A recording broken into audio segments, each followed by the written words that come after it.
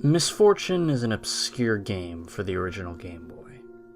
Since no known hard copies or ROMs exist, all information about the game is derived from personal accounts and scant assemblage of screenshots. The game does not contain any credits, and whoever created it is still unknown to this day. The few people who have experienced it consider it to be one of the scariest video games ever made. Given its age and cult following among rare horror game enthusiasts, it's entirely possible that authors of widely known creepypastas such as Sonic.exe and Lavender Town Syndrome drew inspiration from Misfortune. The player controls what appears to be a young boy in a strange gothic building. After brief exploring, the player is confronted by a malevolent being. Despite the character never identifying itself, some people, citing noticeable similarities, claim that it may be a representation of Baphomet, Beelzebub, or even the devil. Upon meeting the mysterious creature, a dialogue box will appear with text. I exist within the very fabric of reality. Do you want to challenge me? This is followed by a yes or no choice. Should the player choose yes, the being replies, then let's begin. The player is then transported to a series of maze-like rooms, each filled with pit drops, locked doors, keys, and traps. The objective for the player is to progress through each room by either reaching the stairs to the next level or solving another kind of puzzle. This can include answering riddles or choosing correct doors or pathways. The most well-known example is in a level where 4 small cabins are shown on screen. A dialogue box will appear that reads, "Choose wrong and misfortune will befall your loved ones. Are you ready to play?" Should the player ever make a mistake throughout the game, the screen will cut to black before showing a more detailed image of the demon, along with a dialogue box reading, "I am God here," in what appears to be blood-styled writing. Rumors pertaining to the game's alleged harmful effects began to surface on the internet around the late 90s. Players claim to have begun experiencing ongoing depression and dread shortly after losing and seeing the game over screen. Once prominent members of online forums who told such claims were thought to have died or disappeared when they suddenly became inactive without warning. Heated discussions soon dominated these forums for some time, but the mystery never seemed to be getting any closer to being solved. Some wrote the whole thing off as a tasteless practical joke. Others believed that viewing the image of the evil character after losing the game can really cause the player to experience misfortune, as the game's antagonist promised. Soon, people began to speculate that the eerie soundtrack of the game was the cause. The music in the game consisted of deep, buzzy tones and off-key melodies.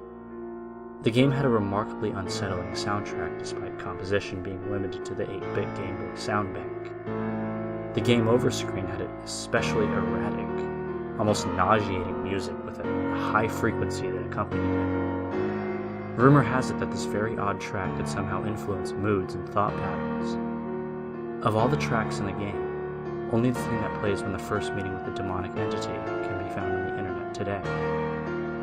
Searching for playable ROMs or cartridges online is futile, because none exist. In fact, most of those who have played it directly hadn't sought out looking for it, but rather stumbled upon it by accident. According to a few first-hand accounts, certain copies of various Game Boy titles contain Misfortune in its entirety. The means for accessing it through these games vary, but typically involve exploiting glitches or using cheating devices. Although some had detailed what they had done to trigger Misfortune to start, attempts by others using the same methods had always failed. Another common observation was that many of the sprites in Misfortune had been copied from its host games. Misfortune is known to be integrated in the following: Legend of Zelda: Link's Awakening, Pokemon Red, Spud's Adventure, Poochie Carrot, a Teeler Murray. For this section, I'm going to be speaking to you a lot less impartially and a lot more personally. It's important you read this part. Now, is the game really cursed? Does a specter really bide within and snare the innocent in its deadly game? Who knows? What I do know is that the game definitely exists. I also know what it can do. I've never played it myself, you see, but I knew someone who did. A good friend of mine, actually.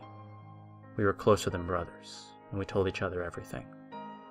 He was the most enthusiastic, outgoing guy I ever met, and, like me, he was really into video games. Sure enough, one day he told me that he found a spooky new side game hidden in Pokemon. He showed it to me, and even back then it gave me an odd feeling. Though to be fair, I was always easily scared. Soon after, he started talking less and less. Later, he'd either ignore my calls or tell me he was sick or busy when I invited him out. He became something of a recluse. I did still sometimes get to see him at high school, but he rarely spoke and snapped at me when I pried too much over why he was acting that way. About a month later, before he got off the train after school, he said goodbye for the first time in weeks. I'll never forget the look he gave me that day. He was the macho nothing gets to me type of guy, and he always masked his emotion really well. But now he had a face filled with grief, like he was about to cry. He made me promise him one thing before he left, that I never play that game. That was the last time we spoke. The next morning, they found his scratched and bloodied corpse hanging from his disassembled weight machine. The police concluded that he managed to lift 220 pounds of weights over his head with the cord still attached, looped it around his neck, and released it over the other side of the machine, causing a strangulation, and the weight on the other side yanked him upwards. The most horrible detail was that he was found with his hands clutching the inside of a makeshift noose, as if he were trying to tug it loose. That was it. The case was closed. Personally, I don't believe that's what happened. If you're a collector, or perhaps just heard the legend and want to experience the game for yourself, you should reconsider. Even if you deny the existence of demons and curses, the misfortune that will befall you is very real. You have been warned.